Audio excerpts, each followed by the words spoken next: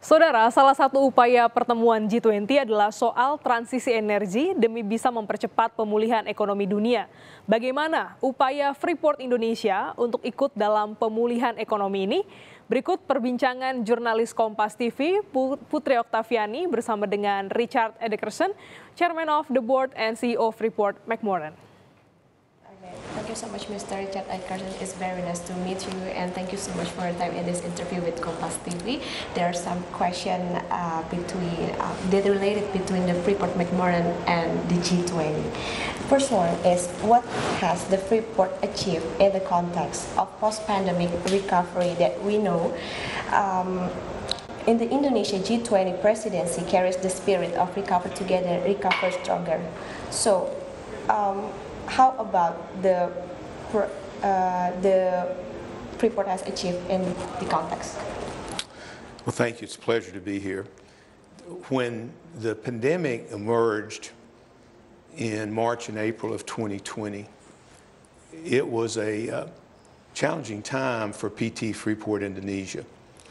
We had just completed mining from the surface, and we've been investing in underground mines for over 20 years, $20 billion. And the major underground mine was just ramping up. So with the uncertainties economically that the pandemic broke, the second quarter of 2020, the U.S. economy shrank by a third. And the operational issues we faced in Papua because of that transition from the surface to the underground, it was a very challenging time. Fortunately, we invested heavily in healthcare protocols and facilities. And like Indonesia as a country, we've been able to face the problems of COVID and manage our way through them. We didn't solve them all, but we did handle them and worked with the community in doing that. Now looking back to where we are as we approach the end of 2022, it's just been a remarkable achievement. We've ramped up production in the underground mine. We're all having to deal with the global uncertainties of today: inflation, energy, food security, geopolitical challenges.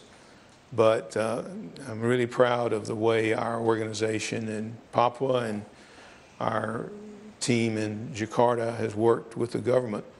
And our relationships with the government and our co-shareholder, MindID, could not have been better. We were really pleased with President Joko Widodo's visit to Papua at the end of August, early September. It was great to be able for him to see our operations, to visit with him, and for him to see how our workforce there is working together, and they were all very excited to see him. It was just a great visit. Okay.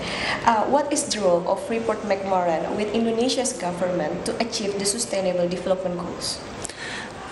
So, our company in Indonesia here is PT Freeport Indonesia, and it's an Indonesian company. And its shareholders are Freeport McMoran and MindID, which owns 51% of the shares. And so, we're investors in an Indonesian company and work together in a partnership with MindID to achieve the success that we've had there. So we're all committed to sustainability goals. I mean, it's been an important feature of PTFI's 55-year history in Indonesia. And I personally am approaching my 35th anniversary of coming here. So worked here for a very long time, and we've learned over the years that for our company to be successful economically, we have to ensure that the community, its workers, and the local community broadly, and the government in Indonesia all succeed. So the sustainability goals are designed so that there can be win-win-wins, you know, and they're not winners and losers. We all have to find ways of succeeding together. Okay. As a part of Freeport commitment to support the government policies related to downstream mining, so what programs are going to be implemented? So we have worked with the local community to develop businesses to support our operations in Papua. We have contractors who provide labor. We have other contractors who provide materials and supplies. That comes from Papua as well as from other areas of Indonesia broadly. In the mid-1990s, our company developed Indonesia's first and only operating copper smelter in Gresik, and it's a world-class facility. And as part of our agreement that we reached with the government at the end of 2018, we committed to build a new smelter. And that smelter is in East Java, and we're working actively to complete it. We had targeted completion in 2023, and because of supply chain issues and COVID, we're now working on a schedule to complete it early in 2024.